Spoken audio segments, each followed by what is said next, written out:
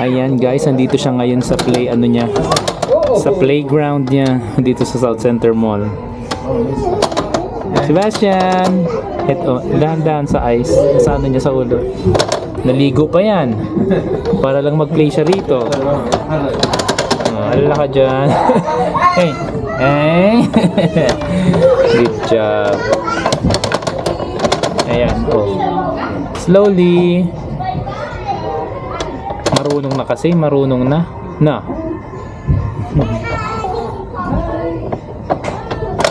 Oh. Nagugulat. Okay. Diyan mo lang, kaya mo lang muna siya dyan. Ayan. So, eto lang yung ginagawa namin pasta hapon. Dito na namin siya dinadala. Para ma-practice na rin yung pag standing and walking. And makapag-play siya ng mas maayos sa mas maluwag na na lugar. Yun.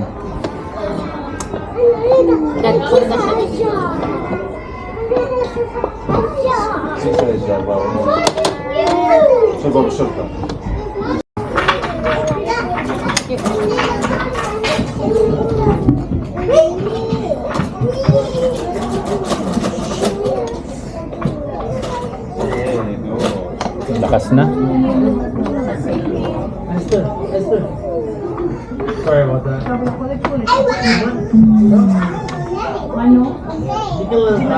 So nakakaano na rin kami dito, nakakaapat na balik na rin siguro, 3. So ganito na lang ang ginagawa namin basta weekend. Or kahit pakatapos ng trabaho. Hindi pa kami makapunta sa labas kasi malamig pa, tsaka may mga snows pa eh. Hindi pa tapos ang snow dito sa Calgary. Kaya ayan, buti na lang at nakita ni Mrs. tong indoor na playground dito sa South Center Mall.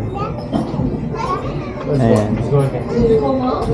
Dito kasi ako guys nagpagawa ng salamin ko, yung katabi lang na FYI basta pangalan nakalimutan ko. FYI Doctors. So katabi lang nito, so nung nagpagawa ko ng salamin nawala sila. So dito pala sila pumunta. Libre lang. Hindi siya ganun kalaki pero pwede na rin para sa mga bata. Hindi siya ganun kalaki. Hindi ko lang mabidyo kasi ang daming bata eh. Ito lang muna yung area niya parate. Ayan.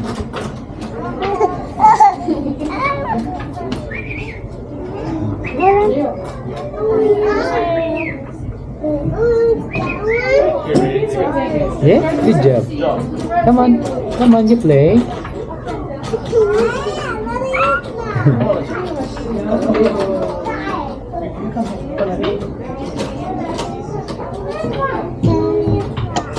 Pakita ko lang sa inyo na mabilis. Huwag na dito yung bawal. Yan. Ganun lang. Ano lang kami dito siguro mga 30 minutes din. Pag nagsawa na siya, alis na rin kami. A few moments later. Hi guys, good morning and welcome back to our YouTube channel. So ngayon, andito ako sa Walmart.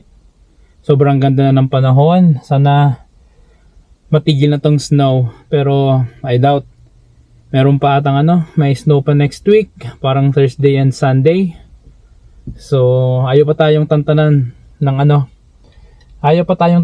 snow dito sa Canada or dito sa Alberta or Calgary kung asan man. Pero yun nga guys, eto naka-shorts na lang ako. Nakakatamad kasi talagang lumabas ng nakapantalon at magja-jacket ka pa, magsasapatos. Alam nyo yun, yung parang Pinas lang. Yung anytime pwede kang lumabas, bumili sa kanto. Dito nakakatamad pumunta ng grocery kaya kailangan mo magbihis. Ito yung hassle basta winter talaga. Anyway, so ayun, bumili lang naman ako ng diaper ni Sebastian tsaka konting supply kasi on call na naman tayo ngayong week na to. So yun, hanggang Thursday, hanggang alas 8 na naman ang duty ko.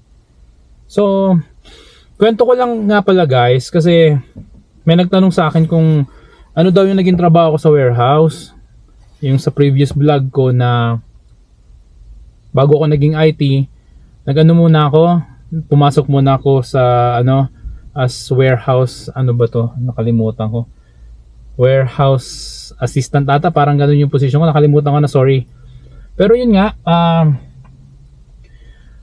paano ba yung trabaho? So yung trabaho ko dun guys is magre-receive ako ng mga deliveries, at the same time yun, magkakarga ka dun sa estante sa taas ng ano, yung, ano, basta madami yun, madaming estante yun. So ikakarga mo yung mga TV, iba't ibang sukat. Hindi lang yan, yung mga sukat ng TVs hindi rin biro. So meron kami atang 75 inches, parang ganun. Tapos kinakarga namin dun sa mga estante na nasa ano, nasa likod ng store. Yung part na yun, kaya naman, pero yun nga, nagulat lang yung katawan ko kasi matagal na din akong hindi nagtrabaho, yung ganong klaseng trabaho. Pero naalala ko lang kasi nung nasa Saudi ako, nung unang trabaho ko din sa Riyadh, nagsiset up ng computer sa mga airbase, sa military base. Ayun, so yung mga hindi nakakaalam, trabaho din ako sa Saudi. So yun, naging OFW din tayo. So yun, naging trabaho ko rin yung ganun, na nagkakarga, nagdidiskarga ng mga gamit, computer, printer, yun, mga mabibigat, mga ganito, si aakyat mo sa hagdan. Yun, sanay naman tayo sa ganun, kaso dito medyo ano, na nagulat yung katawan ko, pero kinaya naman.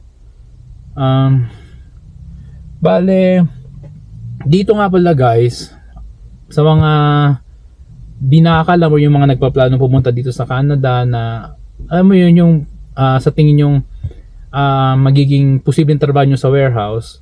Ang trabaho dito sa warehouse is okay naman, based sa experience ko. Ito based sa experience ko kasi sa electronics ako na store.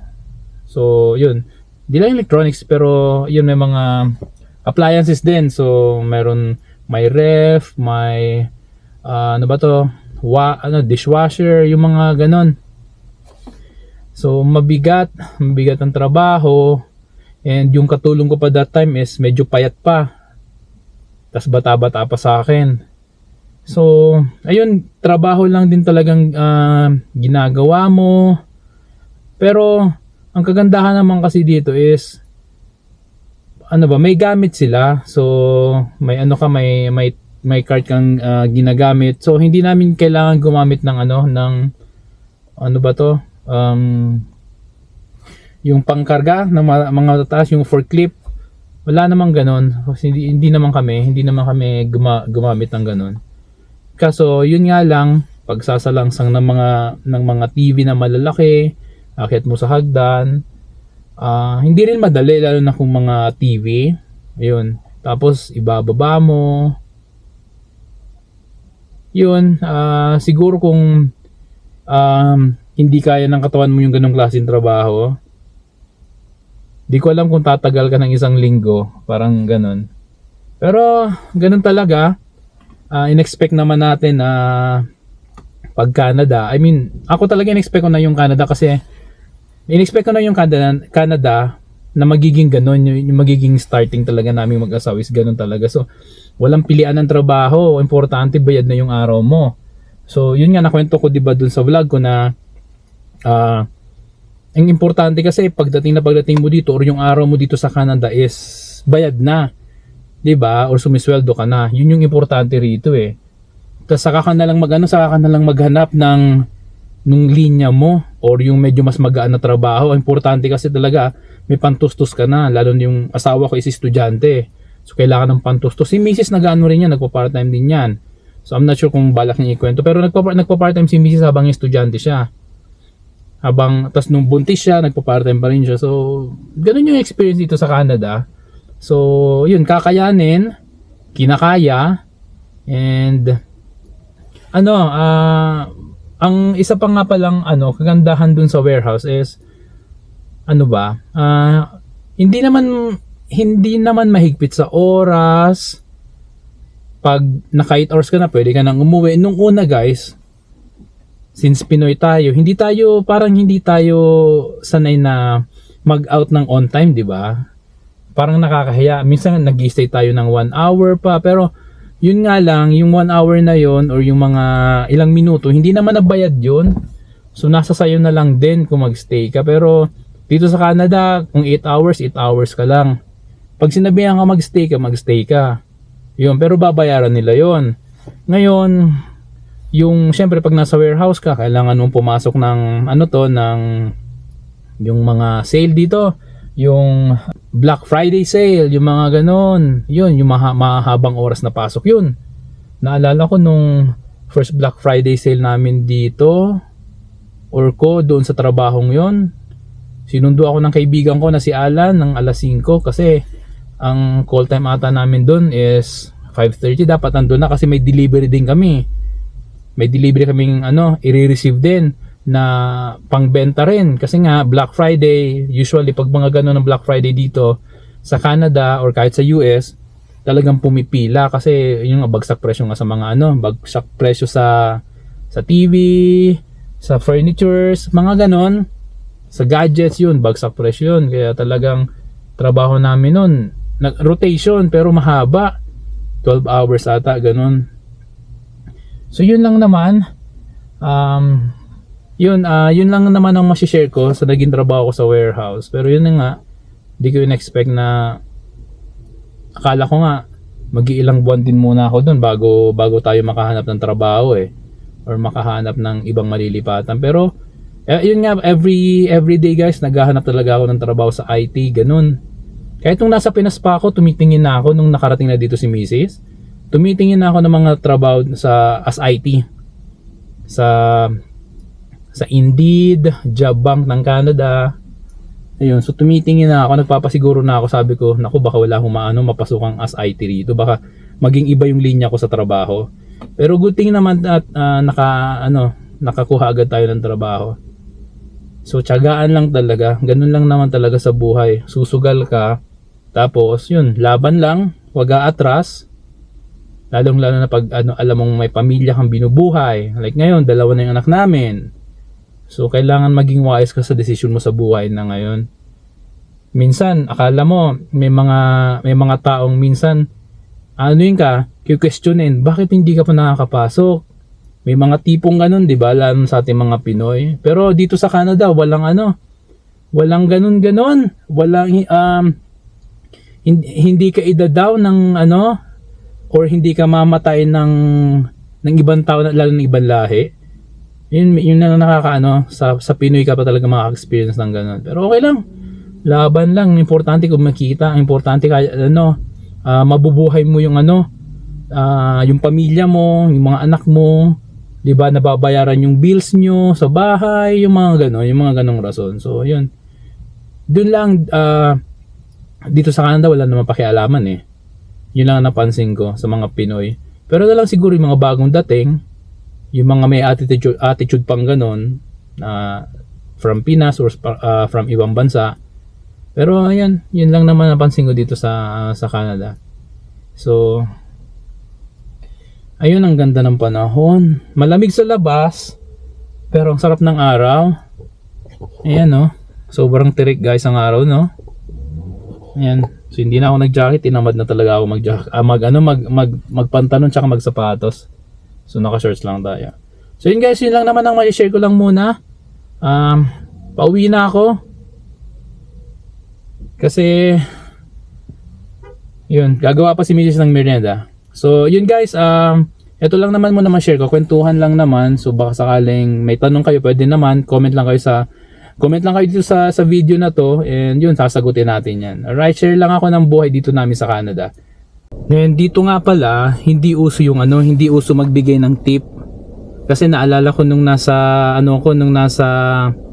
Octagon ako noon sa SM, pag alam mo magdi-deliver ka sa sasakyan ng mga computer, lalo na pag mga mabibigat, yung computer table, so yun, mag-i-expect ka talaga na bibigyan ka kahit 50, 100. Dito guys, hindi uso ang tip dito. So isa rin yung sa part ng trabaho ko is receive ka ng item sa warehouse, and at the same time pag maghahatid ka rin sa sasakyan. So nag-a-assist din kami magkarga ng mga biniling TV at kung ano pang items na kayang ikarga sa truck, ikarga sa sasakyan. Ayun. So nag-assist din tayo hanggang hatid. Tapos naalala ko rin yun yung Black Friday na first time ko ma-experience sa Black Friday, may mga kasama kaming mga nagpo-part-time din na ibang lahi, pero may mga Pinoy din. So naalala ko 2 Pinoy, ang naalala ko 2 Pinoy na medyo bata-bata pa, mga di ko alam, 18 years old na siguro yun. So yun, masisipag din ng mga bata rito guys. Dito ko lang napansin na ayun, 18 years old, gustong-gusto na rin nila magtrabaho. May naalala ko na one time, yung isa balak mag day off ata ng the following day. Sabi nung isang Pilipino na kaibigan niya, sabi niya, kinumpute niya yung kikitain nila for 8 hours the next day. Tapos ayun, nakakatuwa lang, ino-observe ko lang sila. Unlike kasi sa Pinas, I don't know, mako-compare ko lang talaga yung mga medyo, yung kabataan dito is parang, well, siguro nasa magulang na lang din na sige, kung hindi ka mag part-time, hindi ka maghanap ng trabaho, wala kang pera, 'di ba? Asa ka lang sa baon. Dito talagang kumakain na rin yung mga bata rito. So, yun lang din naman na napansin ko. Masisipag din naman sila, yung na-experience ko na nakasama ko dun sa warehouse, which is nakakatuwa. So yun lang muna may share ko guys, okay?